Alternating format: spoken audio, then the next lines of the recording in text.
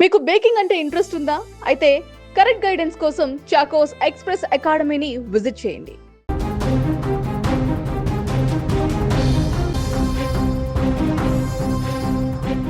Visakhapatnam ఎండదలోని BC కాలనీలో విషాదం చోటు చేసుకుంది. అత్తామామల వేధింపు భరించలేక ఓ వివాహిత బలవన్మరణానికి పాల్పడిన ఘటన స్థానికంగా కలకలం రేపుతోంది. సంధ్యారాములకు 2023లో వివాహమైంది. అయితే వీరికి ఇంకా పిల్లలు లేకపోవడంతో అత్తామామలు వేధించడం మొదలుపెట్టారు. నీకు పిల్లలు లేరు, చచ్చిపో అంటూ మానసికంగా మహిళను వేధించారు. దీంతో అవమాన భారం భరించలేక బలవన్మరణానికి పాల్పడింది. సంధ్య మృతితో స్థానికంగా విషాద ఛాయలు అలుముకున్నాయి. నిందితులను కఠినంగా శిక్షించాలని మహిళా కుటుంబ సభ్యులు డిమాండ్ చేస్తున్నారు. ఈ దారుణం సంబంధించినటువంటి పూర్తి వివరాలు మా ప్రతినిధి అమర్నాథ్ ఫోన్ లైన్లో అందిస్తారు. అమర్నాథ్, ఏం జరిగింది అక్కడ? పూర్తి వివరాలు ఏంటి? అత్తమామలు ఏం వేధింపులకు గురి చేశారు అమ్మాయిని? Thank you Sai.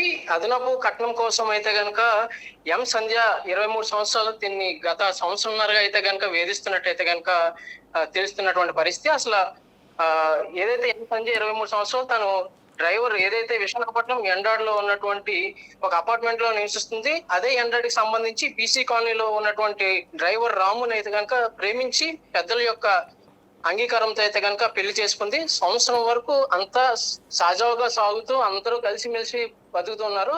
అటువంటి పరిస్థితుల్లో పిల్లలు లేరని, పిల్లలు పుట్టట్లేదనే నెపంతో అయితే కనుక అత్తమామల వేధింపులు, అధిక కట్నం కావాలని చెప్పేసి వేధిస్తూ ఉండడం అయితే కనుక జరిగింది.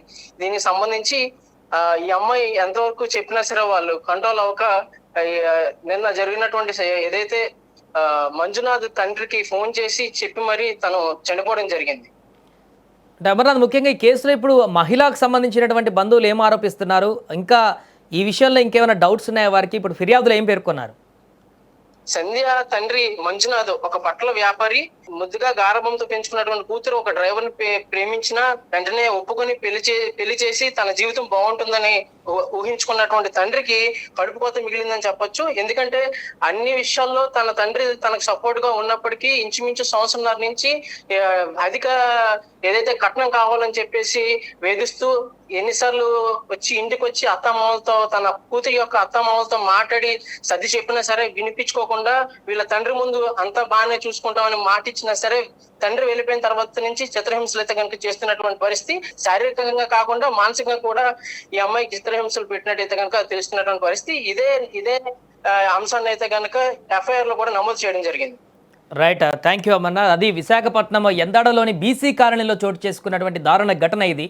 అత్తమామలే కూతురుగా చూసుకోవాల్సినటువంటి కోడల్ని వేధించి తనకు పిల్లలు లేరనేటువంటి విషయాన్ని పదే పదే గుర్తు చేస్తూ తనని మానసిక హింసకి గురి చేసి ఆమె తనంతట తానే బలవన్మరణానికి పాల్పడేటువంటి విధంగా చిత్రహింసలు పెట్టడంతో ఆ సంధ్య ఈరోజు బలవన్మరణం చేసుకున్నటువంటి పరిస్థితి. ఈ నేపథ్యంలో ఆ కుటుంబం పైన, ఆమెను వేధింపులకు గురి చేసినటువంటి వ్యక్తులపైన కఠిన చర్యలు తీసుకోవాలంటూ ఇప్పుడు మృతురాలి బంధువులు, ఆ తల్లిదండ్రులు తీవ్ర ఆవేదన వ్యక్తం చేస్తున్నారు. వారు డిమాండ్ చేస్తున్నారు, మా బిడ్డను ఈ రకంగా చనిపోయేలాగా హింసకు గురి చేసినటువంటి ఆ వ్యక్తులను ఎట్టి పరిస్థితుల్లో కూడా విడిచిపెట్టొద్దంటూ కూడా వారు డిమాండ్ చేస్తున్నటువంటి పరిస్థితి.